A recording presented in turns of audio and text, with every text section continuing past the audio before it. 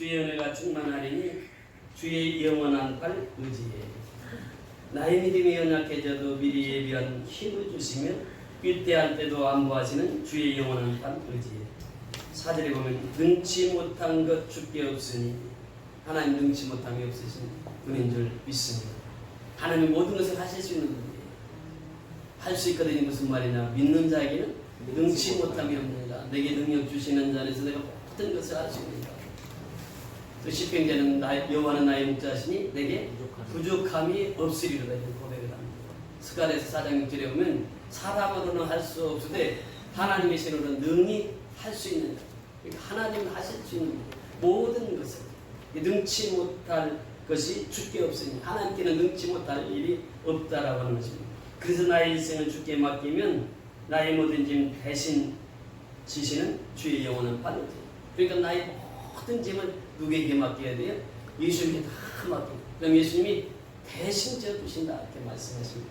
주의 영원하신 팔 함께하사 항상 나를 붙드시니 어느 곳에 가든지 요동하지 않으면 주의 팔을 어떻게 한다고요? 무지함이라.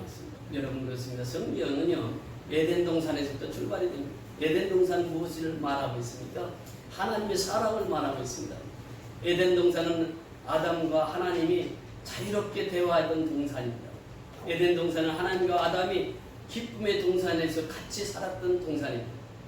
그래서 하나님은 에덴을 창설하시고 기쁨의 동산, 희락의 동산이라 칭하시고 그래서 하나님의 사랑을 마음껏 인간에게 부어주었습니다. 근데 문제는 어디서부터 오느냐? 이 사람에게서부터 문제가 옵니다. 에덴을 창설하시고 모든 실과는 다 따먹어도 되지만 선악과만은 따먹지 말라 이렇게 명하셨습니다. 그런데 뱀이 나타나서 그 여자에게, 하와에게 와서 얘기를 하죠. 왜 하나님이 선악과를 따먹게 하지 못한 게 한 줄 아느냐? 선악과를 따먹으면 너도 하나님과 같이 되리라. 그 얘기를 들으니까 사람이 욕심이 생기는 거죠. 아, 하나님이 같이 돼? 그러면 한번 보아야지. 이 선악과를 보았습니다. 보니까 먹음직도 하고 탐색있기도 하고 보기도 좋은 거예요. 그래서 이 선악과를 취합니다. 이때부터 인간의 죄가 찾아온 것입니다. 하나님의 말씀에 불순종할 때부터 인간의 죄는 이미 찾아오게 된 것이죠. 이 죄 문제입니다. 이 죄 문제를 해결하기 위해서 하나님께서 예수 그리스도를 이 땅에 보내주시고 십자가에 죽기까지 하셔서 우리를 사랑해 주셔서 다시 하나님의 사랑 회복하게 해주셨습니다. 오늘 본문에 보면은 지난 시간에 무할례, 할례에 대해서, 세례에 대해서 말씀을 나눴는데 오늘 본문에 보면은 그 말씀을 하십니다. 본문 13절 같이 보십니다. 13절 시작. 그 범죄와 육체의 무할례로 죽었던 너희를 하나님이 그와 함께 살리시고 우리의 모든 죄를 사하시고, 여기에 보면은 중복되는 단어가 있죠. 범죄와 죄라고 하는 단어입니다.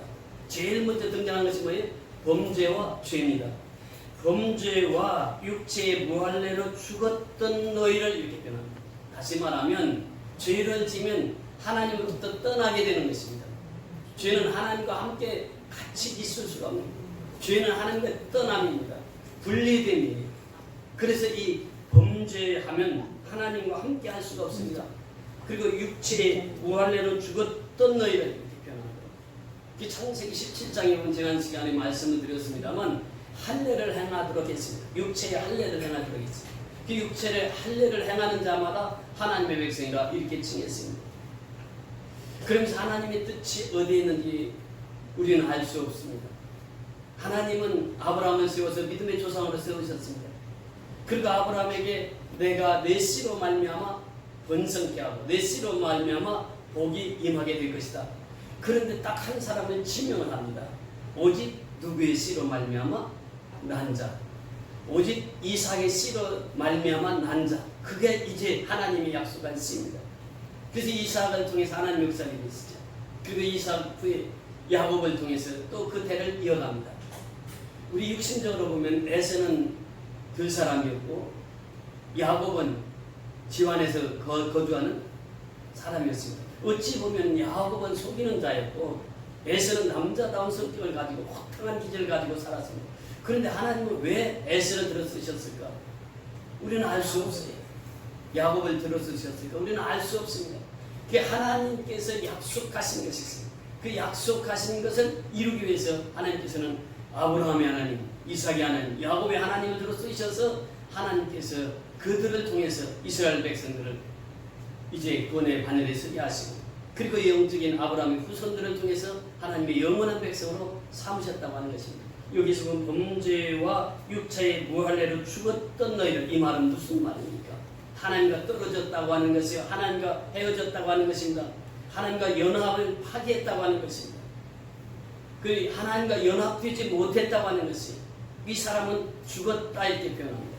하나님을 떠나면 죽었다 이렇게 표현합니다. 떠남과 동시에 사람은 죽었다 이렇게 표현합니다. 그래서 이 죽었던 너희를 이렇게 표현합니다.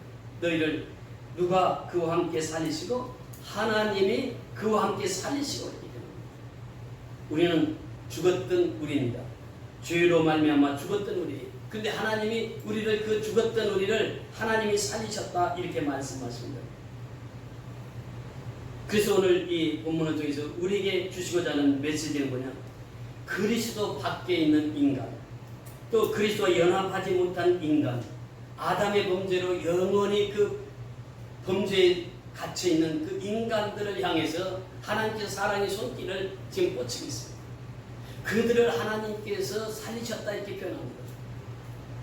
그래서 에베소서 1장 7절에 보니까 우리는 그리스도 안에서 그의 은혜의 풍성함을 따라 그의 피로 말미암아 속량 곧 죄사함을 받았느니라 이렇게 표현합니다. 우리는 그리스도 안에서 그의 은혜의 풍성함을 따라 그의 피로, 누구의 피로? 예수의 피로 말미암아 속량 곧 죄사함을 받았느니라.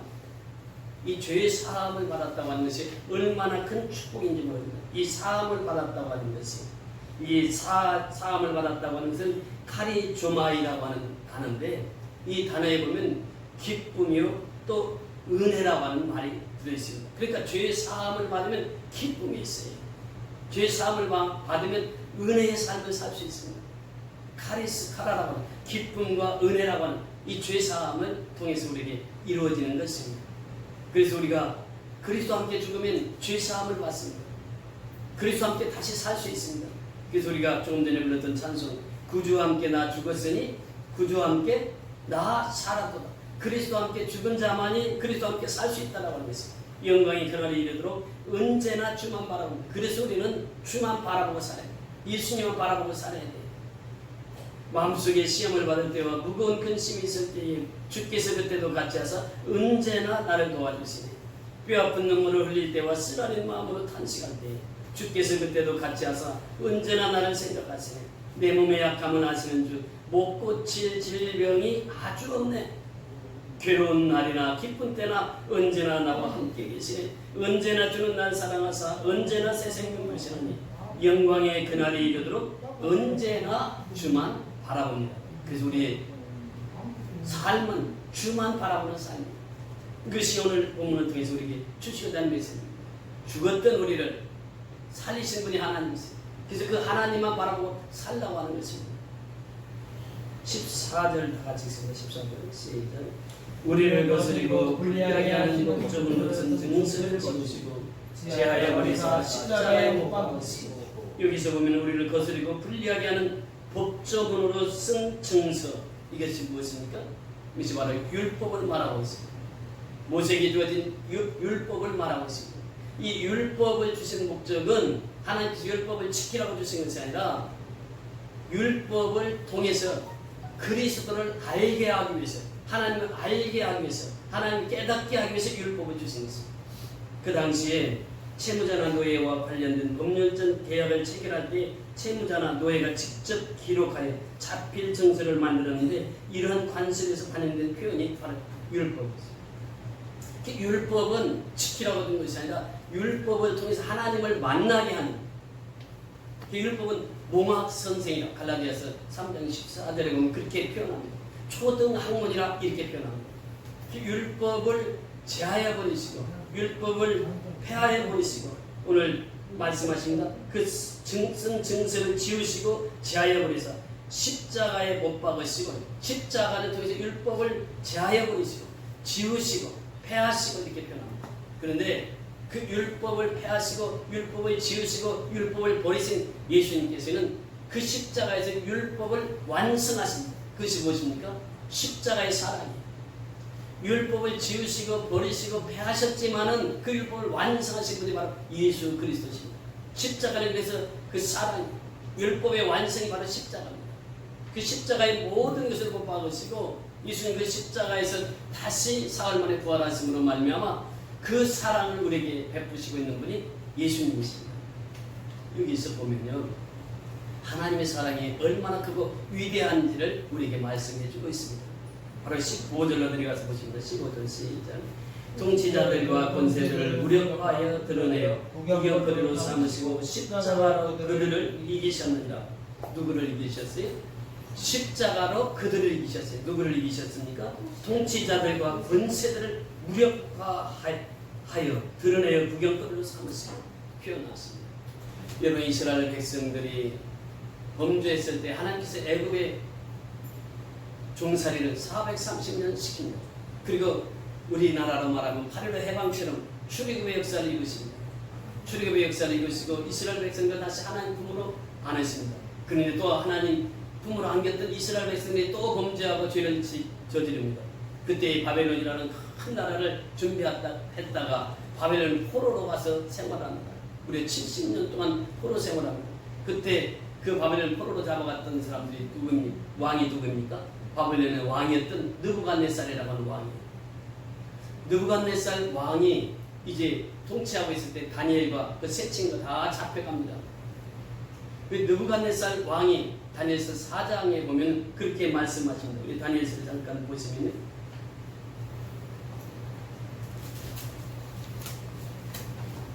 다니엘서 4장 말씀 주십니다.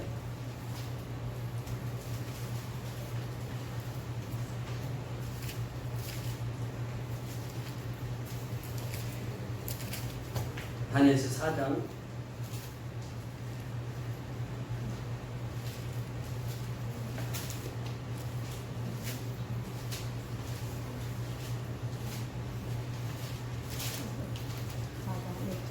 25절 다니엘서 4장 25절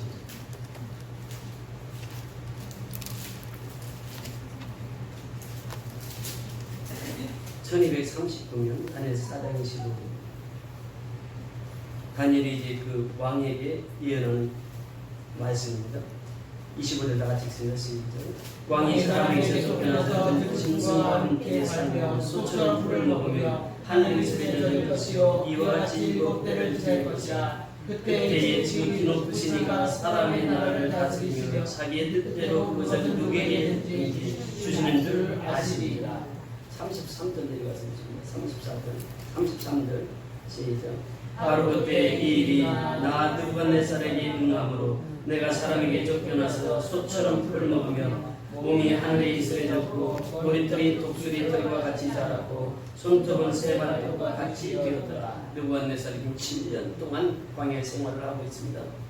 그런데 34절 내려가서 보십니다. 34절 그 기간이 참에 나 느부갓네살이 하늘을 흘러보았더니 내 충명이 다시 내게로 돌아오니라. 이에 내가 지극히 높으신 이에게 감사하며 영생하신 이를 찬양하고 경배하였나니 그 권세는 영원한 권세요 그 나라는 대대에 이르리로다. 37절 내려 가서 보십니다. 그러므로 지금 나 느부갓네살은 하늘의 왕을 찬양하며 칭송하며 경배하노니 그의 일이 다 진실하고 그의 행하심이 의로우시며 교만하게 행하는 자를 그가 능히 낮추시리라. 아멘. 느부갓네살의 고백입니다. 지금 7년 동안 광야에서 소처럼 풀을 먹고 살았던 느부갓네살이 정신이장이 되었던 거죠. 그래서 7년 동안 광야 생활했던 느부갓네살이 다시 돌아와서 이제 37절의 고백에 보면 하늘의 왕을 찬양하며 그랬어요. 하늘의 왕을 내가 떠났기 때문에 저주를 받아서 7년 동안 내가 그렇게 살았다. 이것을 깨달은 것이죠. 또 하나님의 왕을 찬양하며 칭송하며 경배하노니 그의 일이 다 진실하고 그의 행하심이 의로우시며 교만하게 행하는 자를 그가 능히 낮추십니다. 교만한 자를 하나님이 허락지 않으십니다. 통치자들을 부끄럽게 하시는 하나님이십니다. 왕을 부끄럽게 하시는 하나님. 자, 5장 1절입니다. 시작. 벨사살 왕이 그의 귀족 1000명을 위하여 큰 잔치를 베풀고 그 1000명 앞에서 술을 마십니다. 그 뒤에 말씀에 보면은 예루살렘에서 빼앗아온 금잔이 있었습니다. 은잔이 있었습니다. 성소에서 빼앗아 왔던 금잔, 은잔, 이것들을 가지고 벨사살 왕이 자기 친구들을 다 왕궁으로 불러서 그 금잔으로, 어디서 썼던, 성전에서 썼던 금잔으로, 은잔으로 술을 마시겠습니다. 술 파티를 합니다. 그런데 그때 갑자기 벽에서 나타나, 벽에 글씨가, 손가락이 나타나더니 글씨를 쓰게 됩니다. 그 5절에 들어가서 보면 그때의 사람이 손가락들이 나타나서 왕궁 촛대 맞은편에 석회벽에 글자를 쓰는데 왕이 그 글자를 쓰는 손가락을 보니라. 벨사살 왕이 그 손가락으로 글씨를 쓰는 모습을 봅니다. 그래서 이 왕이 두려워합니다. 그래서 점술가들, 또 마술사들, 점장이들 다 불러서 그 꿈을 해석하라고 해도 해석할 자가 아무도 없습니다. 그래서 왕은 더 두려워하고 있을 때에 그의 부인이 와서 그런 얘기를 합니다.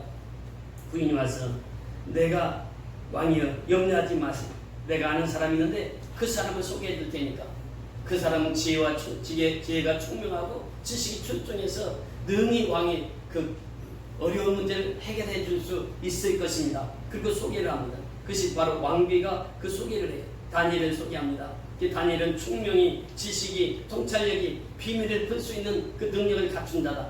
다니엘을 부릅니다. 13절 내려가서 보시면 13절 올라가서 보시면 시작. 이에 다니엘이 부름을 받아 왕이 앞에 나오매 왕이 다니엘에게 말하되 내가 나의 구왕이 유다에서 사로잡아온 유다 자손 중에 그 다니엘이냐. 다니엘을 불렀습니다. 그러면서 다니엘에게 약속한 것이 있습니다. 세 가지를 약속하는데 그 16절에 보면요. 내가 네게 대하여 들은즉 너는 해석을 잘하고 의문을 푼다 하도다. 그런즉 이제 내가 이 글을 읽고 그 해석을 내게 알려주면 내게 자주색 옷을 입히고 금사슬을 목에 걸어주어 너를 나라의 셋째 통치자로 삼으리라 하니. 그러니까 이 세 가지를 약속합니다. 첫째는 무엇으로 입혀주겠다고 했습니까? 자주색 옷을 입히고 금사슬을 내 목에 걸어두고 또 너를 나라의 셋째 통치자로 삼으리라 이렇게 약속을 합니다. 그런데 다니엘이 말합니다. 선물 제게 필요 없습니다. 상도 다른 사람 주라고 합니다. 그러면서 다니엘이 느부갓 그 얘기를 합니다.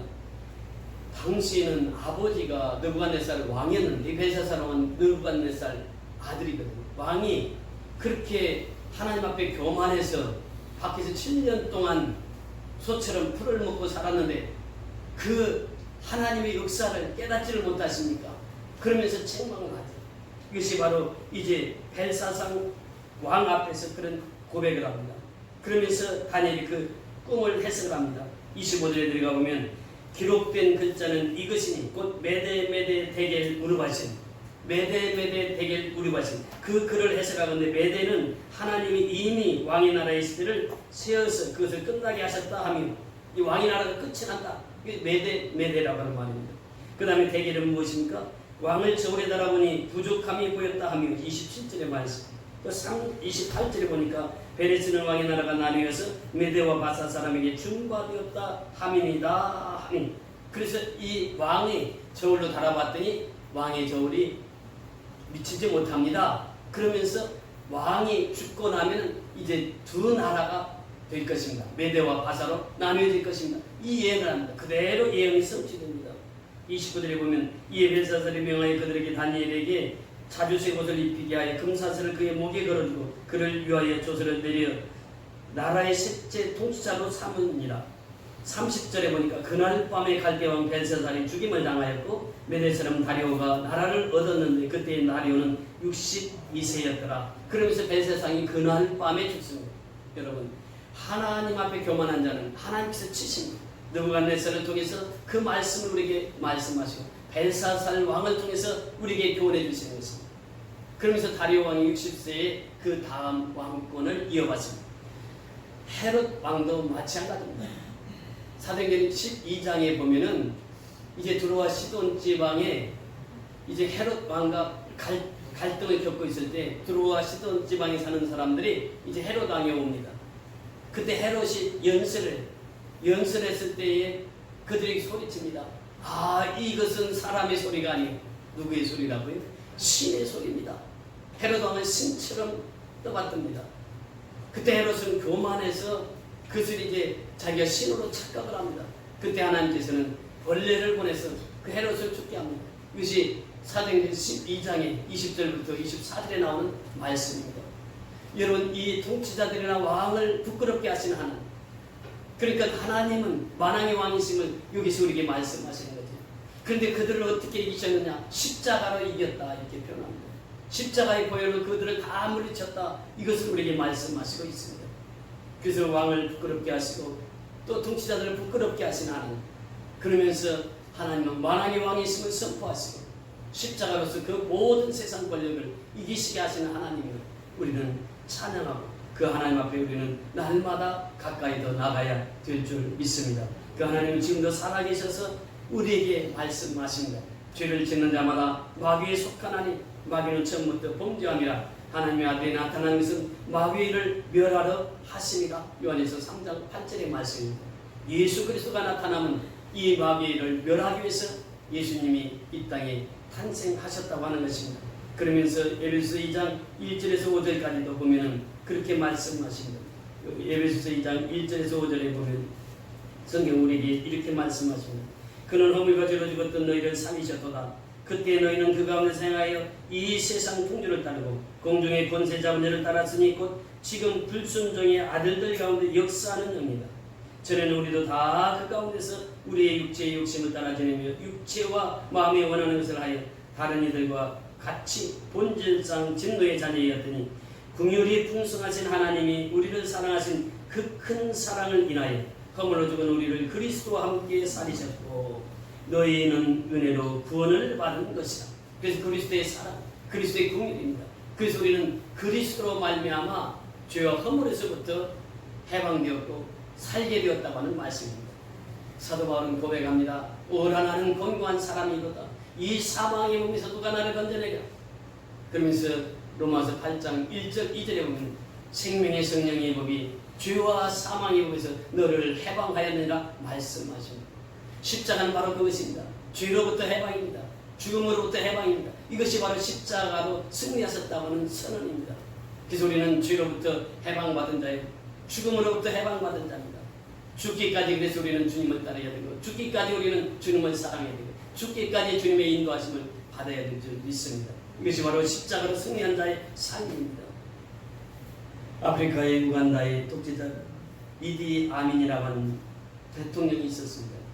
그때 당시에 목회를 하던 케바삼 황기라고 하는 목사님이 계셨는데 그 당시에 그 우간다에 7,000명이 모이는 그 교회, 대형 교회를 이끌고 있었습니다.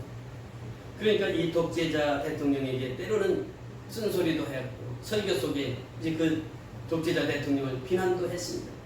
그때 이 대통령이 이제 케파삼 황기 목사님을 살해하라는 명령을 내려서 비밀 경찰대를 5명을 보냅니다. 부활절 아침이었습니다. 목사님이 서재에서 이제 말씀을 준비하고 있었습니다. 비밀 경찰 5명이 들어닥칩니다. 들어닥쳐서 그 목사님을 살해하기 위해서 5명이 목사의 관절을 찾아서 그 사무실에 들어왔습니다. 그때 이제 이 목사님은 벌써 그것을 알아차리고 이제 내가 마지막에 왔구나. 이 부활절 아침에 하나님 앞에 불림을 당한다면 얼마나 좋을까. 그는 이제 두려워하지 않고 그 비밀 경찰 5명을 다 자기 방에서 그 얘기를 합니다. 내가 죽기 전에 2분 동안 시간 주세요. 내가 2분 동안 하나님 앞에 기도하고 당신들의 마음대로 하시고 그러면서 2분 동안 하나님 앞에 기도합니다. 그 기도의 내용이 이렇습니다. 하나님 아버지 우간다 통치자 이다만 대통령을 용서하여 주옵소서. 그 명령을 원치 않으면서도 받아들여야 하는 불행한 이 5사람을 용서하여 주옵소서. 그리고 우간다 국민에게 자유를 주옵소서. 내 사랑하는 조국의 사랑의 땅, 의의 땅이 되도록 도와주시옵소서. 나의 죽음으로 다시는 이러한 비극의 되풀이 되지 않게 하여 주옵소서. 예수 그리스도 이름으로 기도합니다. 이 기도를 드리면서 눈물을 흘리면서 기도를 했습니다. 옆에 있던 비밀 경찰들도 같이 옵니다. 그러면서 비밀 경찰 중에 대장이 그렇게 얘기합니다. 우리는 당신을 보지도 못했고 듣지도 못했고 만나지도 못했으니 우리는 갑니다. 물러갑니다. 그러면서 그들은 조용히 사라졌다고 하는 것입니다.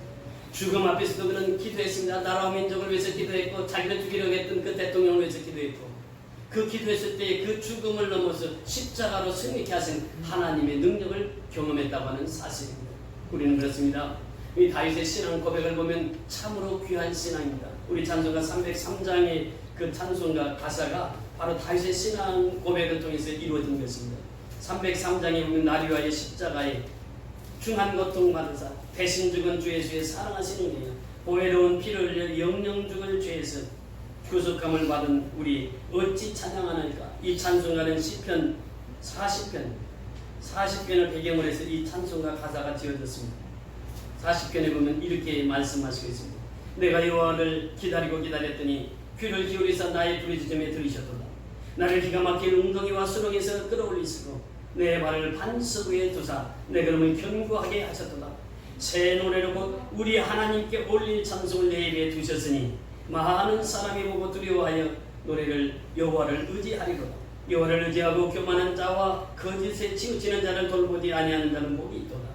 여호와 나의 하나님이여 주께서 행하신 기적이 많고 우리를 향하신 주의 생각도 많아 누구도 주와 견딜 수 없나이다. 내가 널리 알리고자 하니 너무 많아 그 실수를 셀 수도 없나이다. 그러면서 이 찬송가 가사가 기록되는 것입니다. 특별히 3절의 말씀 새 노래로 곧 우리 하나님께 올릴 찬송을 내 입에 두셨으니 그래서 그 찬송을 할 때 날 위하여 십자가에 중한 고통 받으사 대신 죽은 주 예수의 사랑하시는 은혜에 보배로운 피를 흘려 영영 죽을 죄에서 구속함을 받은 우리 어찌 찬양 안 하였다.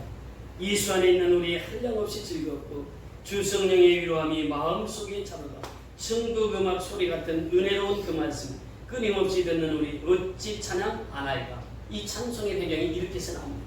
여러분, 예수님은 나를 위해서 십자가에 죽으셨어요. 나를 위해서 예수님이 십자가에서 죽으셨다고 하면 나는 일평생 동안 그 예수님을 위해서 살아가는 것이에요. 다윗의 신앙 고백처럼 이제 나를 깊은 웅덩이에서 나를 끌어올리시고 나를 살리시는 하나님, 그 하나님은 새 노래로 하나님을 찬양하고 살아가는 것입니다. 그러면서 그는 고백하기를 그 누구와도 견줄 수가 없는 하나님의 사랑에 대해서 말씀하십니다. 내가 널리 알려 말하고자 하니 하나 너무 많아 그 수를 셀 수도 없나이다. 내가 간증이 너무나도 많아서 그 수를 셀 수도 없나이다. 다윗은 없는 간증거리의 삶이 있었습니다. 그래서 그는 고백하는 것입니다. 그 하나님을 알리는 하나님의 사랑을 알리기 위해서는 수를 셀 수가 없나이다. 여러분, 우리가 찬송가 가사에 보면 예수로 나의 구주 삼고라고 하는 그런 소리가 지은 찬송이 있습니다. 그 가사에 보면 이것이 나의 간증이요 이것이 나의 찬송이다. 그로서도 95세까지 살게 되었는데 그는 살면서 800여 편의 시를 찬송시를 쓰시고 또 작곡을 했습니다. 그러면서 그가 고백한 것이 이것이 나의 간증이요 이것이 나의 찬송이요. 간증이 끝이 없다고 하는 것이 우리가 신앙생활을 그렇습니다. 하나님 앞에 받은 은혜를 나누며 살아가는 것이 이것이 하나님의 사랑입니다. 그래서 우리의 사명은 영혼을 구원하는 것이 영혼은 생명을 살리는 것이 이것이 우리에게 주어진 사명입니다. 다윗처럼 내가 그 간증할 것이 너무 많아서 그 수를 셀 수가 없나이다. 우리가 양곤 땅에 또 미얀마 땅에 복음을 전하면서 선교하는 목적이 무엇입니까? 하나님께 주신 은혜가 커서 그 은혜를 나누기 위해서 가는 것입니다. 생명을 나누기 위해서 가는 것이에요. 영혼을 사랑해서 가는 것이에요. 영원한 생명을 우리는 전해야 우리가 살 수 있는 것입니다. 그래서 우리는 선교는 하나님께서 명하신 것이고 그 선교를 행함으로 말미암아 하나님께서 내게 주신 은혜, 내게 주신 사랑을 땅끝까지 전파하며 살아가는 저와 여러분이 되어서 정말 하나님 앞에 칭찬받고 하나님 앞에 쓰임받는 저와 여러분이 될 수 있기를 주의 이름으로 축원을 드립니다.